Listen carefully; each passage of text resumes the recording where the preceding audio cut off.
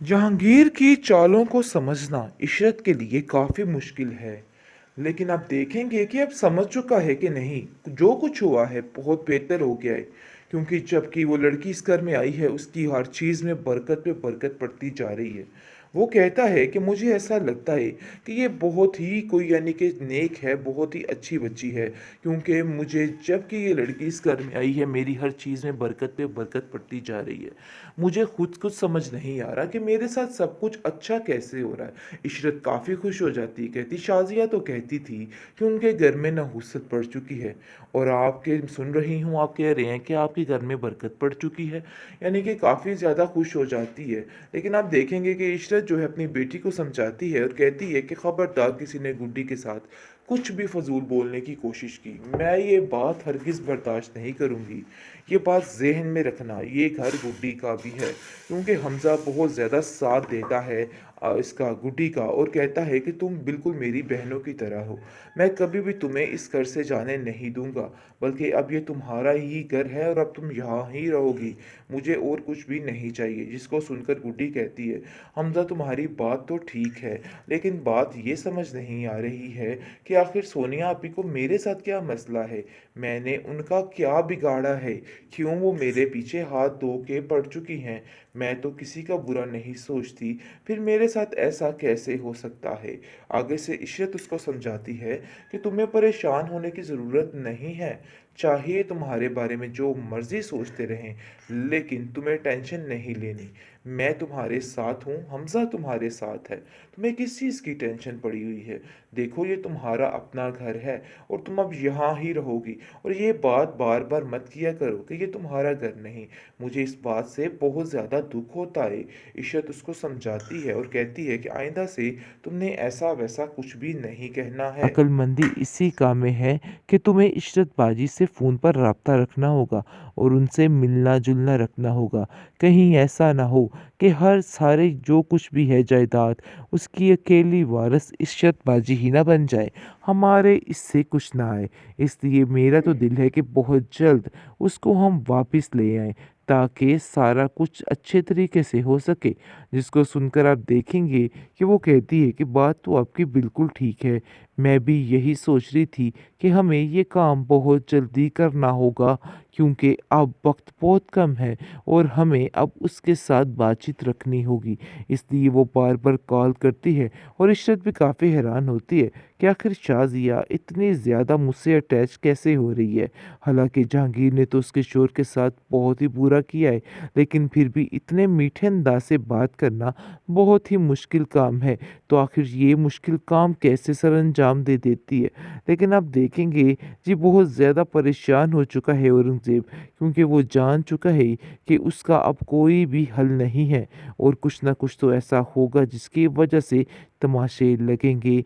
आए दिन कोई ना कोई ऐसी खबर आ जाती है जिसकी वजह से शाज़िया दंग होकर रह जाती है, क्योंकि शाज़िया की ज़िंदगी में सुकून नामी चीज़ ख़त्म हो चुकी है। उसने जो कुछ किया था बेचारी गुड्डी के लिए, वो आज सब कुछ उसके सामने खुद ही आ रहा है।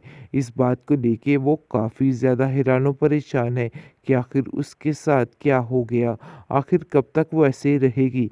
कभी तो वो सोचती है कि गुड्डी को इस घर में वापस लाया जाए, और कभी वो सोचती है कि बस थोड़ा और इंतज़ार कर लिया जाए, क्योंकि वो भी समझ नहीं पा रही है कि आखिर उसको क्या करना चाहिए और क्या नहीं करना चाहिए। गुड्डी मैडम ने अपने जलवे यहाँ भी बिखेरने शुरू कर दिए हैं। जैसे ही वो अपनी खाला जान के घर आती है, तो घर का माहौल उसको बहुत ही मज़े का और पुरसुकून लगता है। उसे ऐसा लगता है कि जैसे वो अपनी माँ के पास आ गई है, और वो खुशी खुशी हर काम करने को तैयार हो जाती है। वो अपनी खाला से कहती है कि खाला जान आप परेशान मत हो, ये सारा काम करना मेरे दाएं हाथ का काम है। जिस पर खाला उसकी हैरान होती है और मुस्कुराने लग जाती है। कहती है कि किस किस्म की बातें कर रही हो। देखो, ये काम तुम्हारे बस की बात नहीं है। आगे से वो कहती है, देख लीजिएगा, मैं ये काम चुटकियों में करके दिखाऊंगी। वो सारा घर, हर चीज़ मिनटों में साफ कर देती है अपनी उस ताकत की वजह से, जिसकी वजह से उसकी खाला काफ़ी हैरान होती है और कहती है कि आखिर गुड्डी, ये सब कुछ कैसे हुआ? मुझे तो हैरत हो रही है कि आखिर कोई ऐसे भी कर सकता है, क्योंकि जबकि वो इस घर में आई है, काफ़ी चौंका देने वाली बातें करती है, जिसकी वजह से बहुत ज़्यादा हैरान हो चुकी है इशरत और सोचती है कि आखिर क्या वजह है, मुझे खुद को समझ नहीं आ रही है। जिस पर आप देखेंगे कि वो सोचती है कि इसको किसी डॉक्टर को चेक करवाया जाए, लेकिन उससे पहले वो इस बारे में शाज़िया से बात करती है और शाज़िया को कहती है कि मुझे ऐसा लगता है कि जैसे कोई ना कोई मसला ज़रूर है।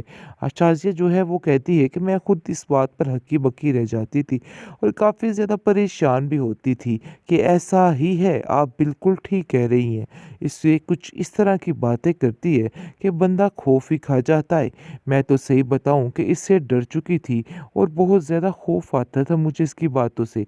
जिस पर इशरत कहती है कि नहीं, डरने वाली कौन-सी बात है, पता नहीं क्यों ये बच्ची सहमी-सहमी सी रहती है, क्योंकि गुड्डी बहुत जल्द सारी बातें बता देगी अपनी खाला को और कहेगी कि मेरे साथ बहुत ज़ुल्म और ज़्यादती की गई, फिर जाकर सारा भांडा फूट जाएगा। दूसरी तरफ औरंगज़ेब चालाकी की हदें पार कर रहे और कहता है कि देखो शाज़िया, अक्लमंदी इसी काम में है कि तुम्हें इशरत बाजी से फ़ोन पर राब्ता रखना होगा और उनसे मिलना-जुलना रखना होगा। कहीं ऐसा ना हो कि हर सारे जो कुछ भी है जायदाद, उसकी अकेली वारिस इशरत बाजी ही ना बन जाए। हमारे इससे कुछ ना आए। इसलिए मेरा तो दिल है कि बहुत जल्द उसको हम वापस ले आएँ, ताकि सारा कुछ अच्छे तरीके से हो सके। जिसको सुनकर आप देखेंगे कि वो कहती है कि बात तो आपकी बिल्कुल ठीक है। मैं भी यही सोच रही थी कि हमें ये काम बहुत जल्दी करना होगा, क्योंकि अब वक़्त बहुत कम है और हमें अब उसके साथ बातचीत रखनी होगी। इसलिए वो बार-बार कॉल करती है और इशरत भी काफ़ी हैरान होती है कि आखिर शाज़िया इतनी ज़्यादा मुझसे अटैच कैसे हो रही है। हालाँकि जहांगीर ने तो उसके शोहर के साथ बहुत ही बुरा किया है, लेकिन फिर भी इतने मीठे अंदाज़ से बात करना बहुत ही मुश्किल काम है। तो आखिर ये मुश्किल काम कैसे सरअंजाम दे देती है।